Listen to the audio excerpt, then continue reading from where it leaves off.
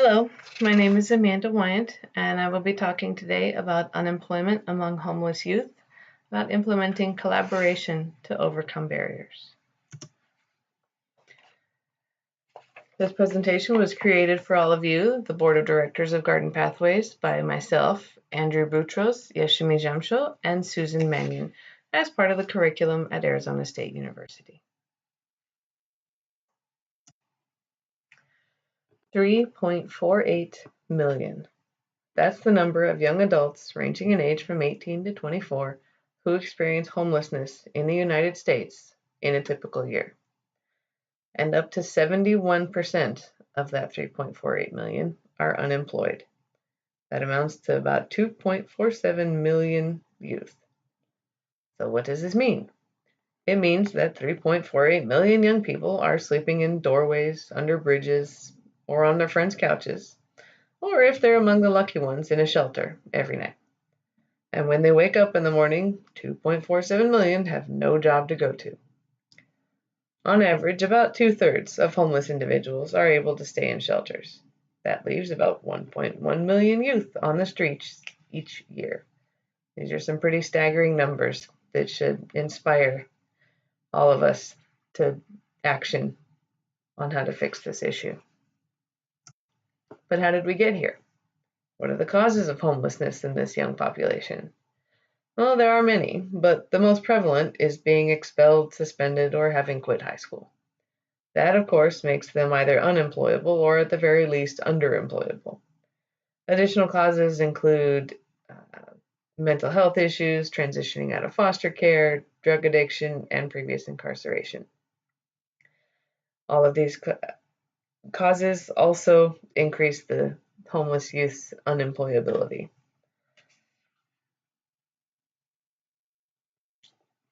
So the problem. With unemployment obviously comes a plethora of problems. It becomes easier to stay on the streets the longer you're there. It becomes easier to fall into addiction because there's drugs and sex and alcohol available anytime you want it. It becomes easier to develop mental health conditions with no stable home, no stable source of food, no stability whatsoever. Mental health conditions are very prevalent. It becomes easier also to commit crime to sustain yourself. It's easier to steal someone's wallet than it is to get someone to hire you. As the youthful homeless fall deeper into one of these black holes, it becomes more difficult for us to rescue them. Every day that they manage to make it through and do okay in their own eyes, it becomes harder to convince them that this is not what they really want for their life. So the barriers.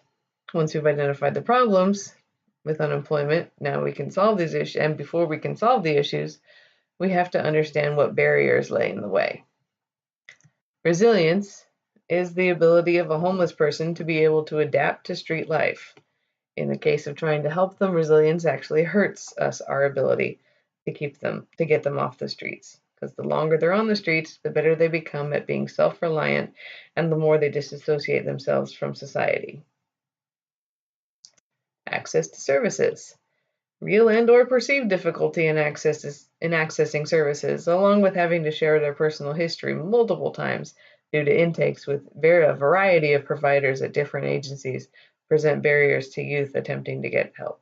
They get frustrated with each person who wants to hear why they're there and how they got there. The illegal activity, because many homeless youth rely on illegal activities such as stealing, selling drugs, and prostitution for income and to sustain themselves otherwise, including protection. If they hang out with a gang, that gang protects them and provides a sort of family.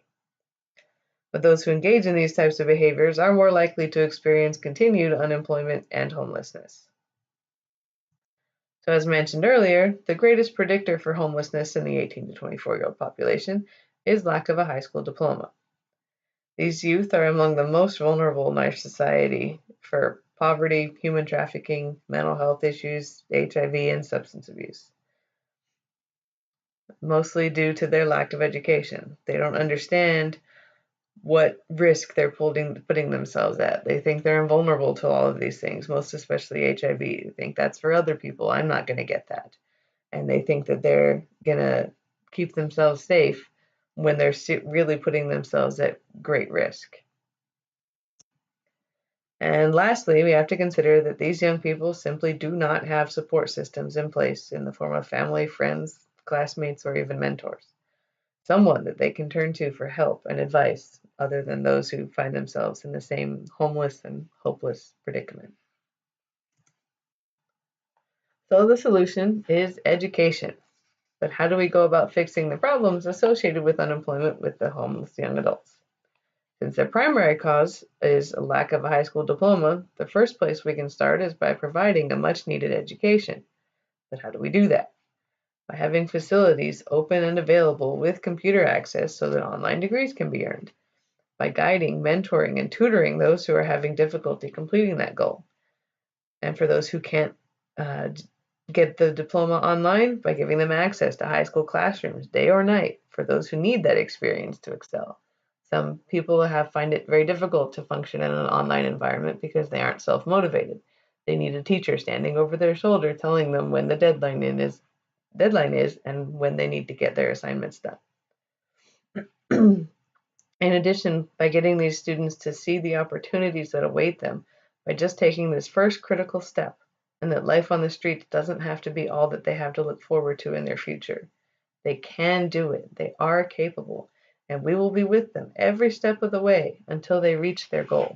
And it is their goal. It has to be their decision to seek this out. They have to be the ones that decide, I want this. Otherwise, it's just not going to work out.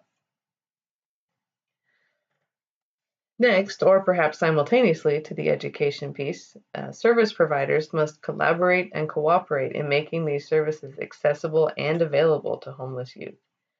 These services needed include housing authorities, mental health professionals, social workers, employment counselors, substance abuse facilities who would be responsible for creating a comprehensive treatment plan for each person. There is no cookie cutter case plan here with these youth. Each one needs their own specific individualized case plan.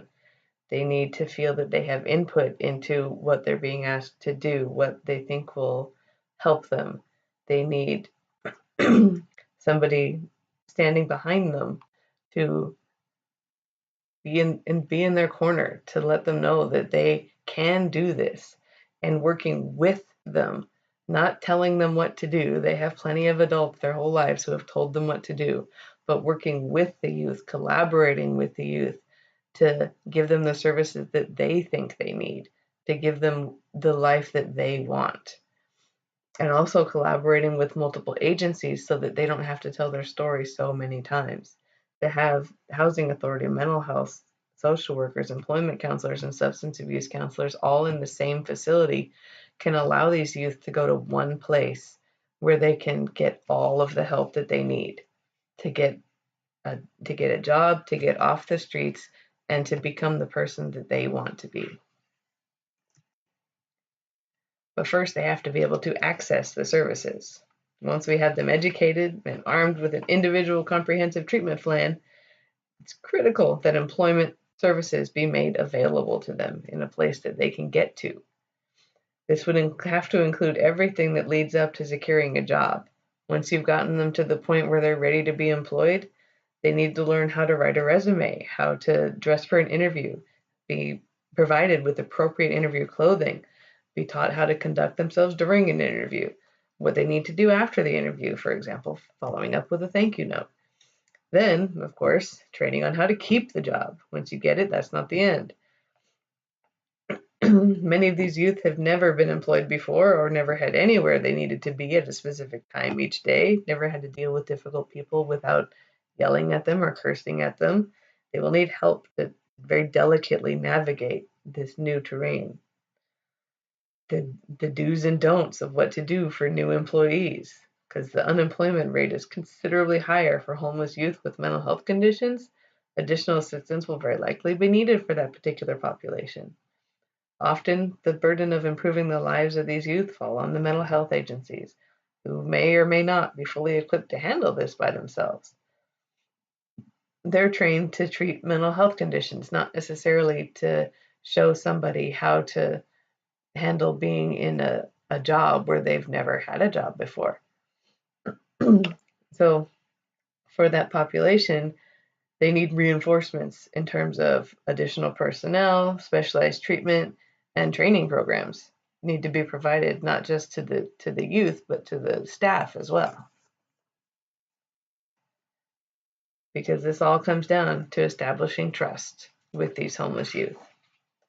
The resilient, street-savvy youth are the most difficult population to reach. They've distanced themselves from society on purpose and are of the belief that they don't need anyone to help them. It will be an uphill battle, but a necessary one to establish trust with these most self-reliant people. However, if they can be reached, they will become valuable assets in reaching other homeless youth.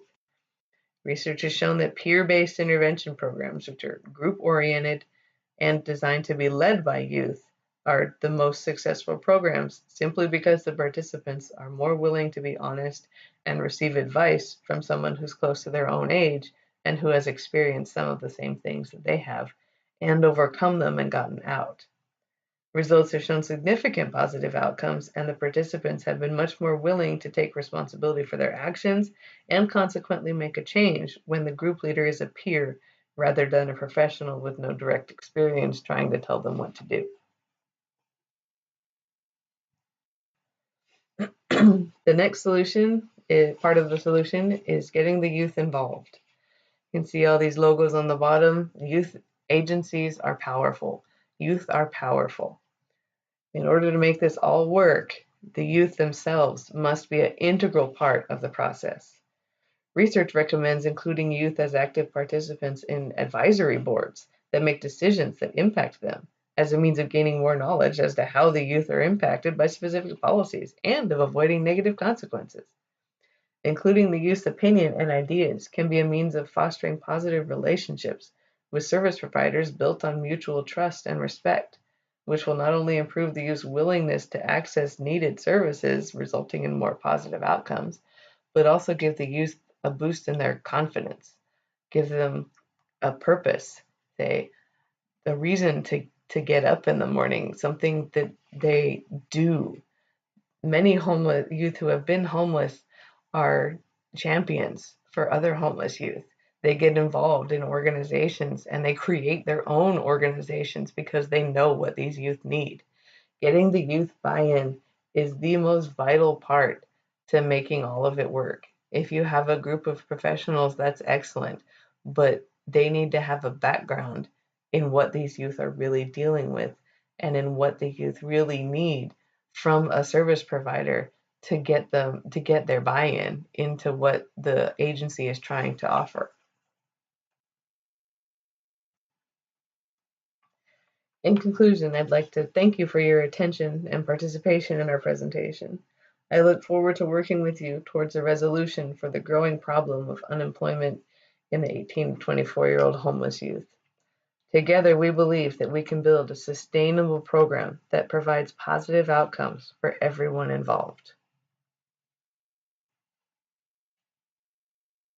For my discussion questions, I'd like to ask you all, why do you think so many students are dropping out of school and becoming homeless? Did you think that they planned to be homeless? Do you think that they think that that's a fun life? That they think it'll be like camping? Do you think that they think they have a plan? That their future plans don't require a high school degree? They have some other idea in mind for what they're going to do to support themselves and anyone else who comes to rely on them. And second, how would you recommend attracting homeless youth to an employment program? What specific services would you think that the agency would need to offer in order to really get the buy-in of the homeless youth? What would the agency need to do to get the homeless youth to come to them? Would we need to go and literally pick them up from wherever they are? Would we need to offer to give give them food, give them clothing. Say if you come, we'll give you gift cards to Target or Walmart so that they can buy supplies that they need. Um, what do you think it is that would really get the youth to buy in? Those things, incentives get them in the building. What do you think would get them in the program? Get them to participate in classes like life skills and job readiness and different trainings that we offer, like the West Tech training that teaches actual real job skills and gets real certificates that these youth can use to actually go out and get jobs. What is it that will break down that last barrier of resistance to society, to the man, I guess is the best term to use, uh, that would get the youth to really want to have a bright future? Because that's really what this is about. It's about youth wanting more for their lives, wanting to have a positive life where they can look back and be proud of what they've accomplished, where they can understand how the world works as it is right now, and really be an agent for change, because youth are our most powerful asset. They drive the world, they drive uh, policy and the media. They are so strong without even really realizing how strong they are. They are our real agents for change. They are the future. And if we don't reach them before they become so entrenched in addiction and crime and street life, then what will our future world look like? Thank you.